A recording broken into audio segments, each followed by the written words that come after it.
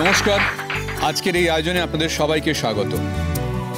আপনারা সবাই জানেন আমরা কেন আজকে এখানে সবাই সমবেত হয়েছি।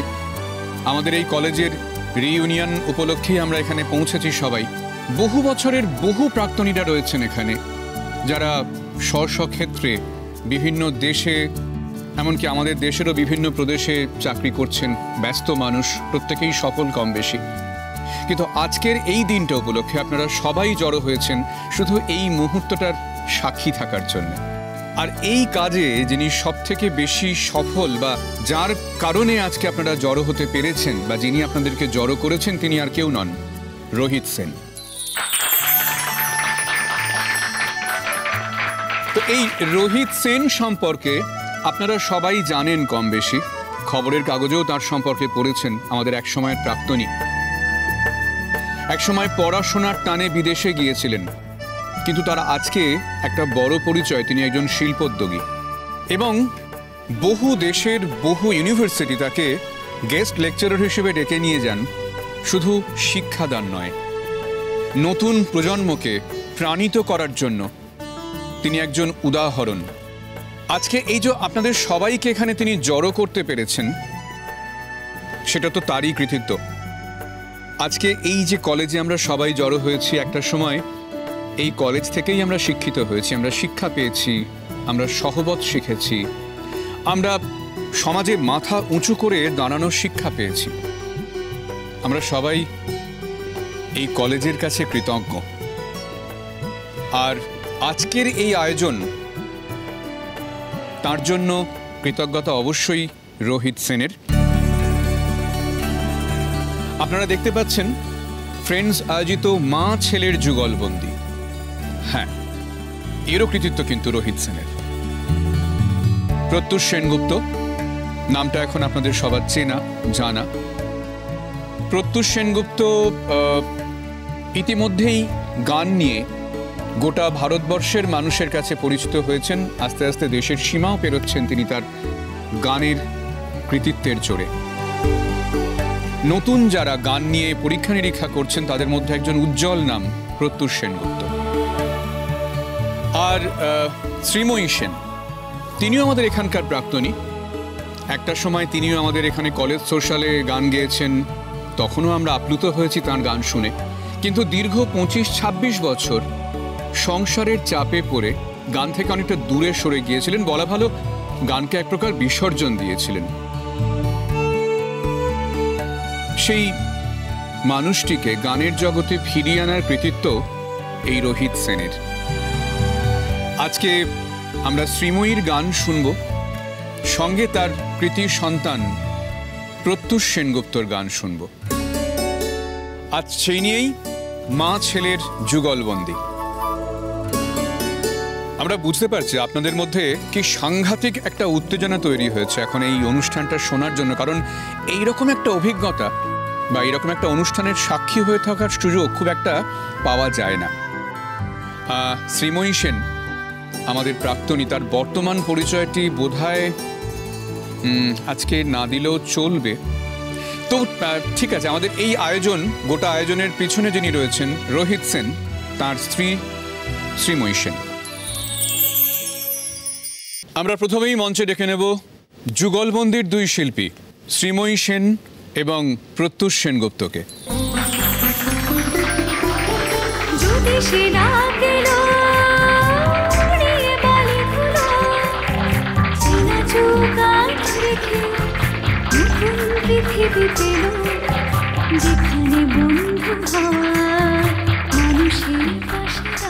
এই দুজনকে মঞ্চে অভ্যর্থনা জানাবেন, সম্মানিত করবেন আমাদের এই কলেজের আর এক প্রাক্তনী অন্তরা চট্টোপাধ্যায়। অন্তরা থাকেন সুদূর মার্কিন মুলুকে।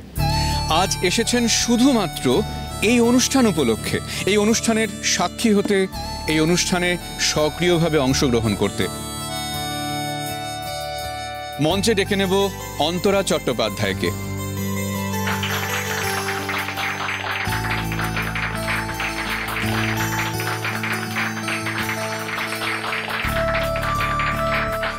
অন্তরা চট্টোপাধ্যায় আজ শ্রীময়ী সেন এবং প্রত্যুষ সেনগুপ্তকে সম্মান জানাবেন।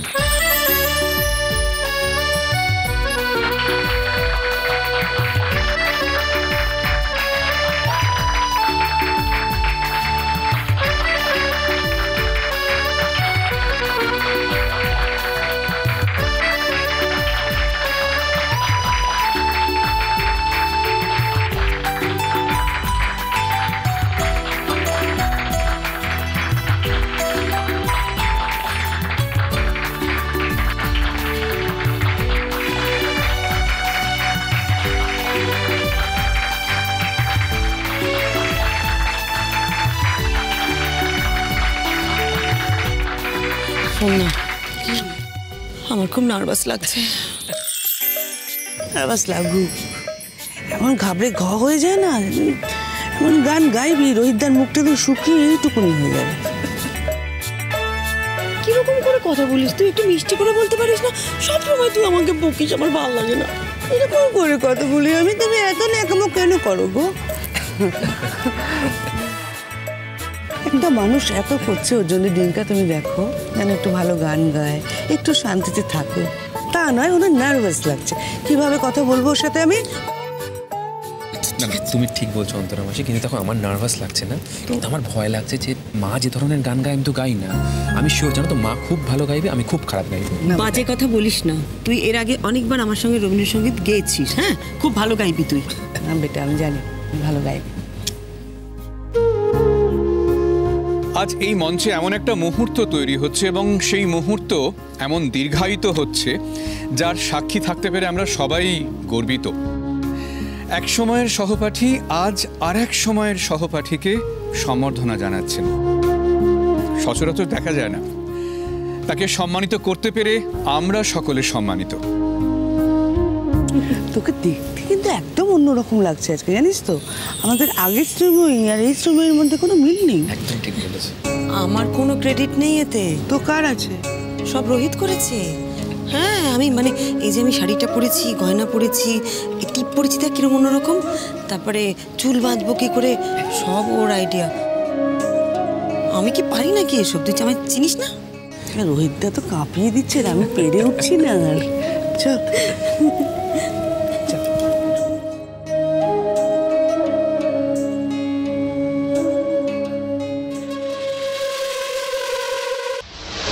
নমস্কার।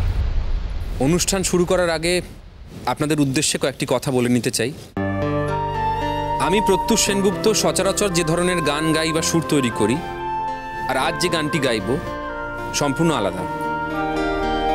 আজ যে গানটি আমি গাইব সেটি আমার মা আমায় শিখিয়েছেন, তো এক্ষেত্রে উনি আমার শিক্ষিকা। আবারও বলছি, এ ধরনের গান গাইতে আমি খুব একটা কমফোর্টেবল নই, তো যদি কোনো ভুল ত্রুটি হয় আমায় মার্জনা করবেন, ক্ষমা করবেন।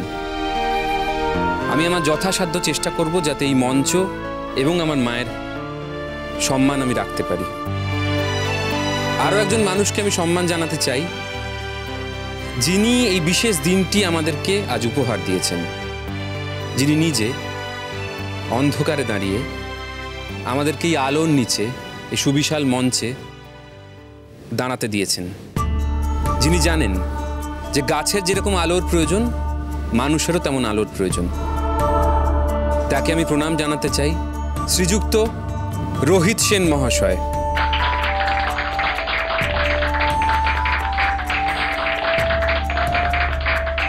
আমাদের সকলের প্রিয় রোহিত আঙ্কেল। নমস্কার জানাই সকলকে। আমি খুব নার্ভাস। আসলে আমার ছেলের সাথে এত বড় একটা মঞ্চে গান আমি কখনো গাইনি, আর ও তো স্টার এখন, মানে ওর সাথে গান গাওয়াটা আমার জন্যই একটা মানে খুব কঠিন ব্যাপার আর কি। যাই হোক, চেষ্টা করব। আমি ধন্যবাদ জানাই যার নাম আমার ছেলে প্রত্যুষ সেনগুপ্ত একটু আগে বলল, শ্রী রোহিত সেনকে। সত্যি কথা বলতে কি, আমাদের এই কলেজ সোশ্যালের অনুষ্ঠানটা যে এত বড় করে হচ্ছে সেটা কিন্তু ওনারই জন্যে। এবং উনি এমন একজন মানুষ, আমি যতবার ওনার নাম নিই ততবার ওনার জন্যে আমার সমস্ত হৃদয়, মন, প্রাণ একেবারে গর্বে ভরে ওঠে। উনি আমার স্বামী, আমার জন্য অনেক করেছেন, উনি অনেক অনেক করেছেন। সত্যি কথা বলতে কি, আমার বাবা মাও হয়তো এতটা করেনি আমার জন্যে। তাই আমি শ্রী রোহিত সেনের কাছে অত্যন্ত কৃতজ্ঞ। আজ আমি যেখানে দাঁড়িয়ে আছি সম্পূর্ণ ওর জন্যে।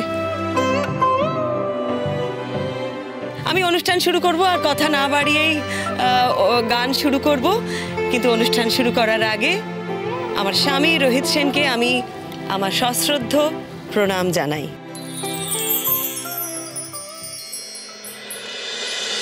she